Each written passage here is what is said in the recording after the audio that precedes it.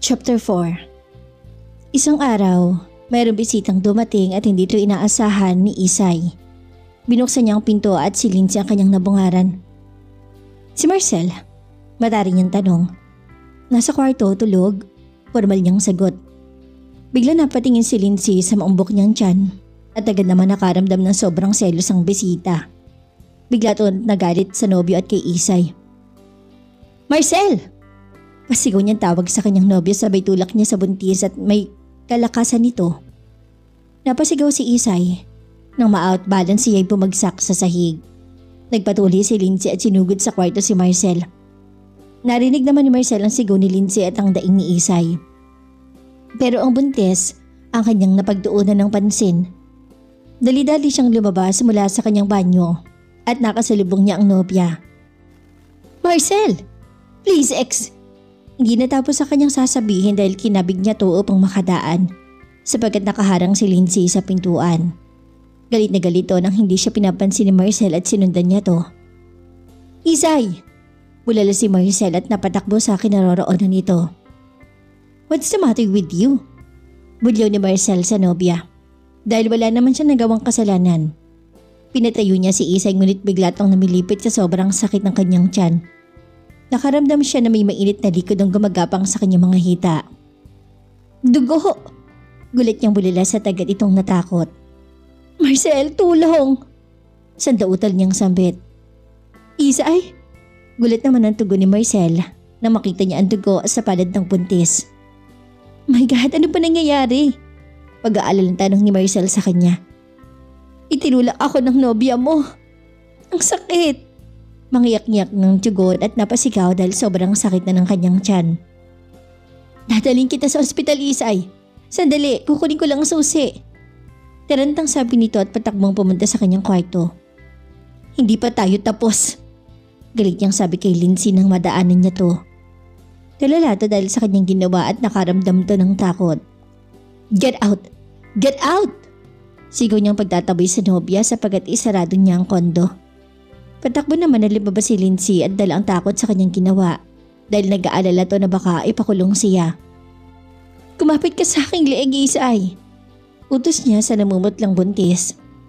Aray! Daing niya.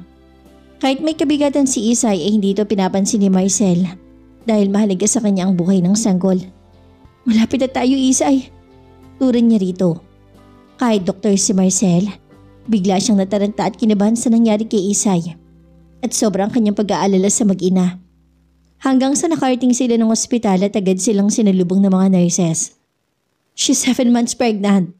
Paalala niya sa mga nurses na nag-assist sa kanila. Ano nangyari, sir? Tanong ng nurse. Nabagsak siya. Agad dinala si Isay sa operating room dahil patuloy pa rin ang kanyang pagdaing at pagdudugo. Naiwan sa labas si Marcel na sobrang nag-alala sa kalagayan ni Isay na halos hindi alam ang kanyang gagawin. Sana makaligtas ang baby, Lord. Piping dasal niya. Tinawagan ni Marcel ang kanyang mga magulang dahil kailangan niya ng tao na makakausap. Kahit hindi totoo siyang ama, kahit wala silang totoong relasyon ni Isay, pero nasasaktan pa rin siya at napaluha dahil sa sobrang pag-aalala. Please, lumaban ka, Isay. Bulong niya.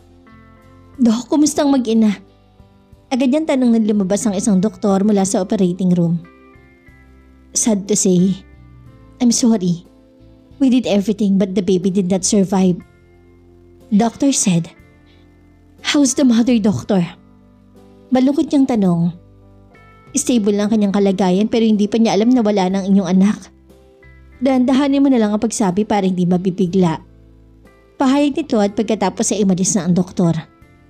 Sobrang nasaktan si Marcel dahil 7 buwan niyang inalagaan ng mag-ina lalo na ang sanggol.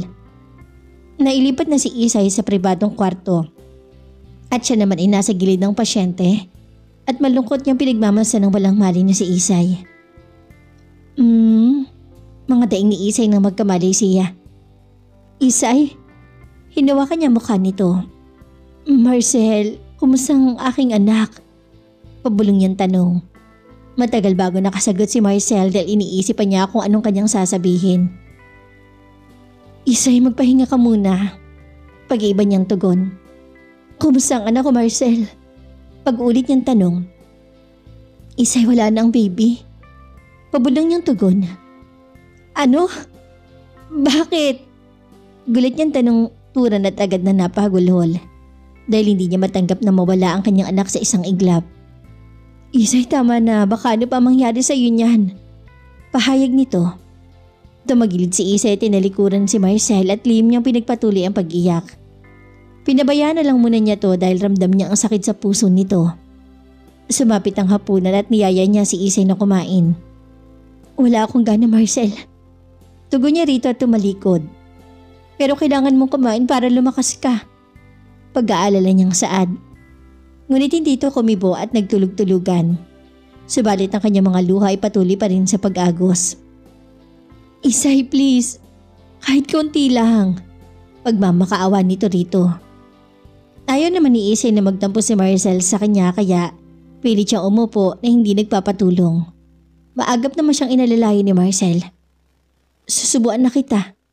Sabi niya rito. Wag na, ako na lang. Malungkot niyang tugon at mugto ang kanyang mga mata. Huwag matigas ang ulo mo, ako na.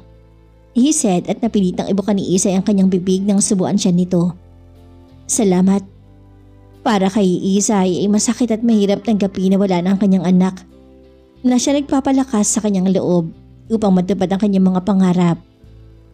Kumain ka pa ng konti at muli niya itong sinubuan. Kinabukasan ni mag-isa lang si Isay sa loob ng kwarto. Umiiyak ito habang nakadungo sa bintana ng ospital sapagkat nasa universidad pa si Marcel. At maya-maya pa ay bumuka ang pinto, nakita niya ang lalaki sa ganung posisyon. Isay, sambit ni Marcel at dali-dali niyang pinunasan ang kanyang mga luha. Umiiyak ka na naman? He asked. Ang hirap kasi tanggapin, Marcel. Sobra ko siyang iningatan at kahit ikaw alam mo yun. Tugon niya na patuloy ang pagbaha sa kanyang pisngi ng mga luha. Tama na, Isay, baka magkasakit ka pa niyan. Sabi niya rito at sabay yakap upang iparamdam na nandyan lang siya at handang tumamay kahit na anong oras. Dinala ni Marcel si Isay sa kama at pinaupo. Gusto mo bang magdemanda? Tanong nito. Kung magdemanda ba ako, Marcel, ay maiibalik ang buhay ng aking anak? Diretsahang tanong ni Melissa. Hindi, pero pwede mong makamit ang hustisya. Hindi na kumibo si Isay at humiga na lang siya at tinalikuran si Marcel. At muli na naman siyang umiyak. Isay, sambit ni Marcel at may inabot itong maliit na jar na kulay puti. Ano to? Pagtataka nitong tanong. Yung sanggol, pinakremate ko na. Nasa ina lang kung ililibing natin o stay natin sa bahay. Dahan-dahang tinanggap ni Isay ang jar at muling umagos sa mga luha niya. Patawad, baby. Siguro hindi ka para sa akin. Siguro para ka kay God. Anak, gabayan mo sana si mama, ha? Para makayanan ko ang pagkawala mo. Mahal na mahal kita, anak. Kahit hindi ka pinanindigan ng papa mo. Pero mahal na mahal kita. Patuloy ang pagkagulhol ni Melissa at awang-awa si Marcel habang pinagmamasa niya si Melissa na yakap-yakap ang jar. Tama na, Isay, baka magkasakit ka pa niyan. Tama ka, baka para siya kay God at sana matanggap mo yun. Kinabukasan ng hapon ay nakadischarge siya. Dahan-dahan, sabi ni Marcel ay nalalayan siya patungo sa kanilang unit. Hanggang sa makarating sila sa pinto ay ingat na ingat si Marcel sa pagbukas. Sobrang madilim sa buong paligid at nang bukasan ni Marcel ang ilaw. Wow! Boses ni Isay. Surprise! Masayang wika ni Marcel. Napangiti siya dahil sa effort na ginawa nito sa kanya. May nakalagay na welcome home at marami ring mga balloons na klase-klase ang kulay. May mga red petals rin ng rosa sa buong sahig at sa table naman ay merong chocolate cake na paborito nito. Salamat. Anya sabay yakap sa pinata. Did you like it? He asked. Oo, sobra. Tugon niya at kumala sa pagyakap at pinaupo siya nito. Agad nag-slice si Marcel sa cake at iniligay niya sa plato. At bago pa man niya inabot ay sinubuan muna niya si Isay ng isang kutsara. Salamat. Turan nito matapos siyang masubuan. Kumain ng dalawa at sinabay nilang panonood ng comedy movie.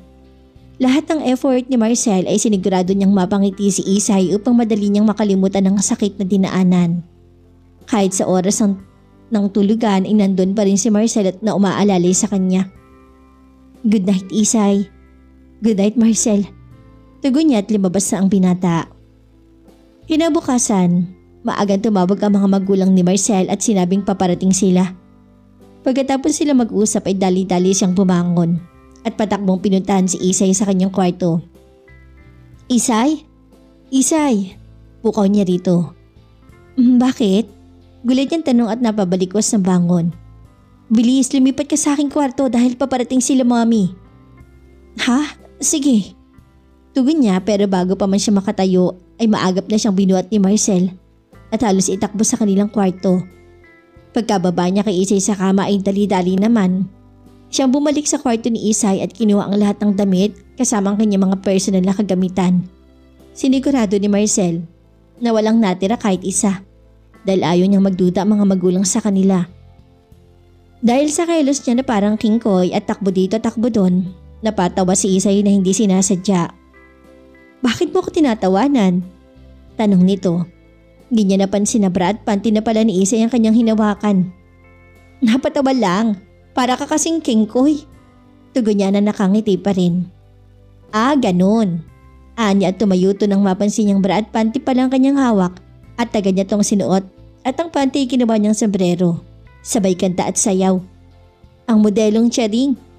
Walang tigil sa kakatawa si Isay habang pinanonood niya si Marcel. Darna! Biglang sigaw ni Marcel at nakataas ang isang kamay. Ang iniingat-ingatan ko. Ang ugat lawit at muscle ko. Patuloy pa rin ito sa pagkanta. Tawa naman ang tawa si Isay sa ginagawa ni Marcel dahil para tong baliw. Kahit papano'y nakalimutan niya ang sakit ng kanyang tinanas dahil sa pagkawala ng kanyang anak. Biglang tumunog ang doorbell at alam agad ni Marcel na ang mga magulang niya yon. Kaya patakbo siya nagtungo sa pinto at nakalimutang tanggalin ang bra at panty. Lumaki ang mga mata ng bagong dating na makapasok ang mga to. Agad kinapaan ng kanyang mami ang ulot lieg ng kanilang nag-iisang anak. Wala ka naman lagnat. Ano nangyari sa'yo? Tanong ng kanyang mami. I'm okay, ma'am. Why? Pagtatakang tanong niya. Ano why? Look at yourself. Sabad naman ng kanyang ama. Oh, sorry ma'am, dad. Nakalimutan ko pala to. Pinasaya ko lang kasi ang aking babe. Nakangiting tugon ni Marcel sabay tanggal ng sa panty at bra. Si Isay nasan? Tanong ng ina. Nasa kwarto. Sagot niya at sinamahan ng mga magulang sa kanyang kwarto. Isay? Sabit na kanilang mami at nilapitan siya at niyakap. Tumugon naman to at nagsimula na namang pumatag ang kanyang luha. Baka hindi siya para sa iyo, anak. Magpakatatag ka, Isay. Bata pa kayo and I'm sure na makagagawa pa kayo ng marami. Pampalakas loob na sabi ng ina ni Marcel. Salamat po, ma'am. Luha ang tugon niya. Be strong, Melissa. Huwag kang magpapa-apekto, okay? Tura ng ama ni Marcel. Opo, tugon niya. Kahit papano hindi masyadong naiisip ni Isay ang pagkawala ng kanyang anak dahil lagi siyang pinapatawad ni Marcel at nandun din ang mga to na lagi siyang kinakausap. After 1 week, bago umuwi ang mga magulang ni Marcel ay namarsyal muna sila sa isang mall para mamili ng mga bagong damit at iba pa. Ayaw sana niyang ulit mapilit ang mga to. Babe, ituro mo na lahat ang gusto mo habang dito pa sina mami at daddy. Pagbibiro ni Marcel at napatawa naman si Isay at ang ina niya. Nagsilbing alali ang mag-ama sa lakad nila dahil sila ang tagadala sa lahat nilang pinamili. Hindi sinasadyang pagkakataon, nakita ni Isay si Lindsay na may kasamang ibang lalaki. Galit agad ang nakaramdaman niya sapagkat ito ang dahilan kung bakit namatay ang kanyang anak. Nang maalala niya ang nangyari sa kanyang anak, hindi niya napigilan ang sarili. Patakbo niyang sinugod si Lindsay at patalikod na hinila ang buhok. Nagulat naman si Marcel at ang mga magulang nito. Ah! Pagsisigaw ni Lindsay sa pagkabigla at sakit.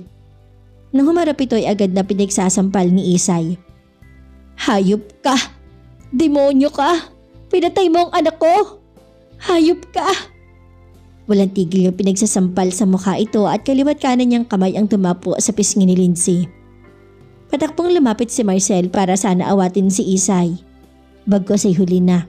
Sapagkat tinulak si Isay sa bagong nobyo ni Lindsay at bumagsak siya sa sahig.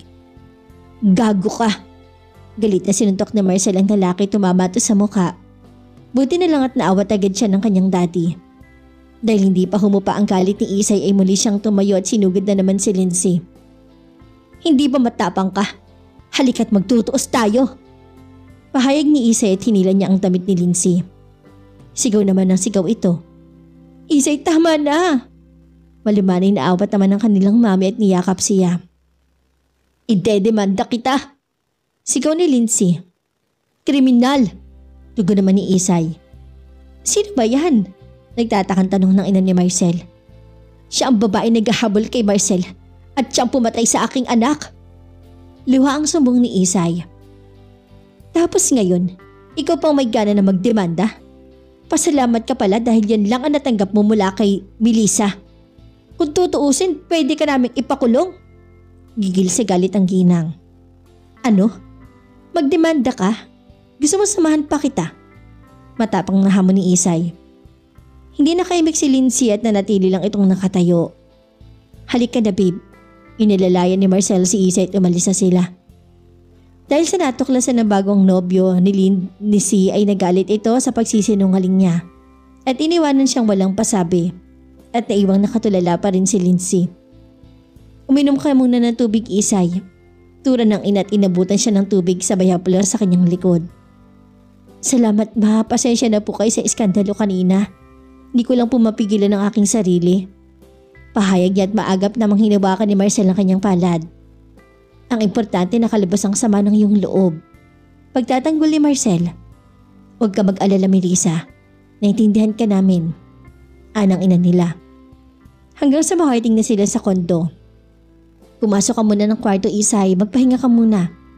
Utos ang daddy Marcel dahil napansin niyang nanginginig pa siya. Okay po dad.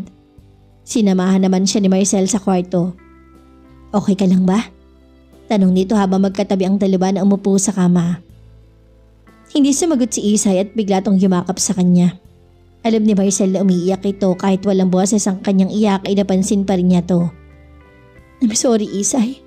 Kung hindi dahil sa akin hindi sana nawala ang baby mo. Madamdamin niyang sabi ngunit na natiling tahimik pa rin si Isay. Kinabukasan ni umuwi na ang mga magulang ni Marcel at bili nila kay Isay na magpakatatag at huwag pabayaan ng sarili.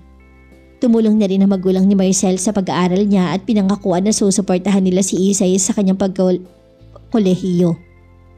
Sabalit tumutol si Marcel sapagkat ang gusto niya ay siya na ang bahalang magpapaaral sa kanyang wife-to-be. Sapagkat panahong iyon ay may trabaho na siya bilang doktor. Wala nagawa ang kanyang mga magulang. Ngunit ang sabi nila ay nandyan lang sila kung kailangan nila ng financial support. Maraming salamat sa inyo, Mom. Dad, lalo na sa iyo, babe. Mula sa puso niyang pagkasabi. Bumalik sa normal ang pagsasama ng dalawa at lumipat na si Isay sa kabilang kwarto. Kahit papaano'y dahan-dahan na niyang natatanggap ang pagkawala ng kanyang anak. Sa tulong na din ni Marcel, dahil araw-araw gumagawa ng paraan ng lalaki upang mailihis niya ang utak ni Isay sa mga problema. Isay, tawag niya rito at nasa pinto lang siya na bahagyang nakasilip. Po, tugon niya na nakahiga sa kanyang kama. Gusto mong mamasyal tayo? Iyayan nito.